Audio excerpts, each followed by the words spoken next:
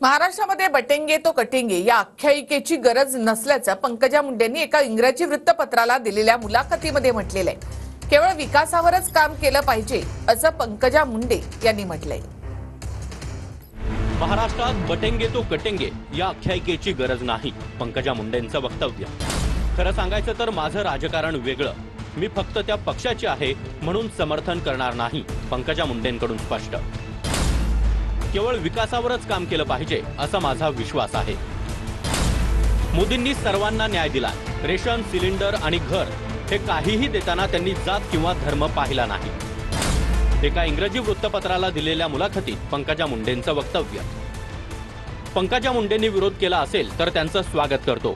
बटेंगे तो कटेंगेची भाषा महाराष्ट्रात चालणार नाही, संजय राऊतांचं वक्तव्य।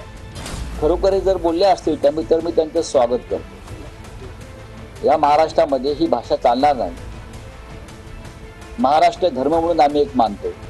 हे ज्याला माहित नाही ते बटेंग्यावर कटेंगेची भाषा करतात। पंकजा ताईंचं अभिनंदन करतो। प्रत्येकाचं एक वैयक्तिक मत असतं। देशाच्या विरोधात जिहादीकरण करणाऱ्यांसाठी बटेंगे तो कटेंगेचा नारा, नितेश राणे यांचं वक्तव्य। प्रत्येक नेत्याला एक वैयक्तिक मत असतं, पण शेवटी आम्ही पण हेच बोलतो ते जे आमच्या देशाच्या विरोधात जे जिहादीकरण आणि इस्लामीकरण जे करतायत ना, त्या विरुद्ध आम्ही बटेंगे तो कटेंगे नारा दिलेला आहे। बटेंगे कटेंगेवरून महायुतीचे दोन भाग झाले।